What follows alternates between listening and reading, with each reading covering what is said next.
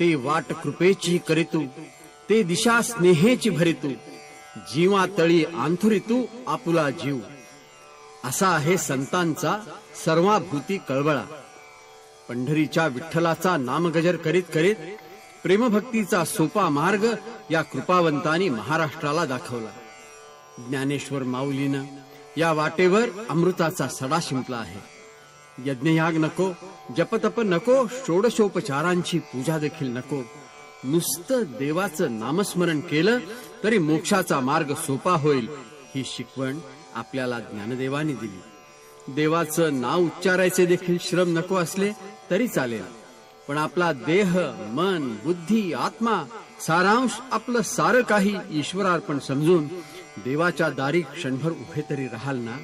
अरे एवढी जरी साधना झाली तरी पुरे आहे. ती विठाई माऊली तुमचं बोट धरून तुम्हाला मुक्ती सोपानावर घेऊन जाईल, हे आश्वासन देण्याकरता ज्ञानदेव म्हणाले, देवाची द्वारी उभा क्षणभरी, तेणे मुक्ती चारी साधिये.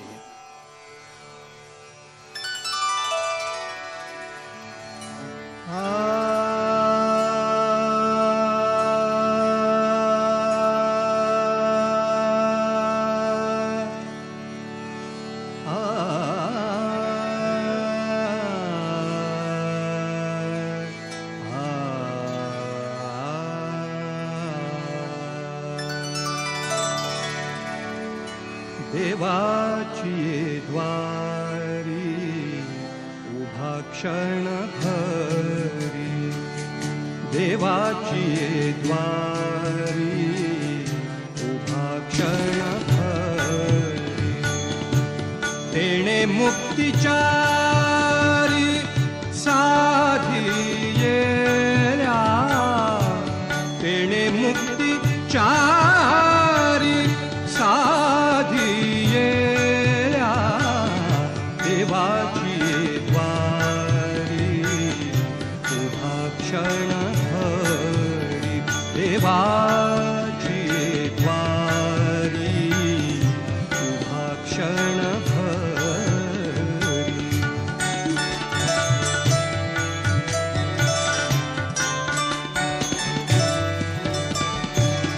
हरी मुखे म्हणा, हरी मुखे म्हणा, हरी मुखे म्हणा, हरी मुखे म्हणा.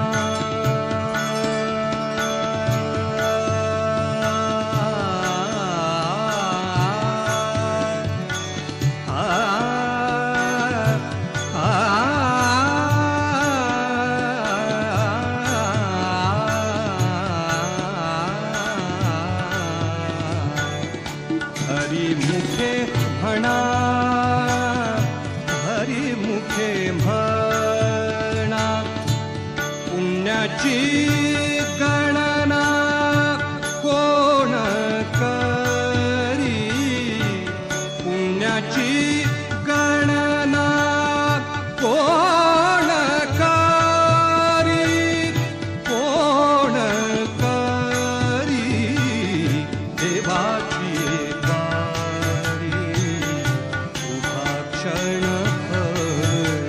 देवाची द्वारी उभा क्षणभरी.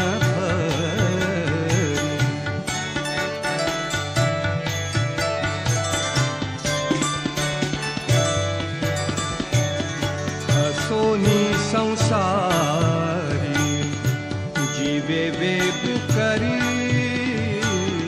हसोनी संसारी जीवे वेग करी, वेदशास्त्र उभारी बाया सदा, बाया सदा, देवाची द्वारी उभा क्षणभरी, देवाची द्वारी उभा क्षणभरी.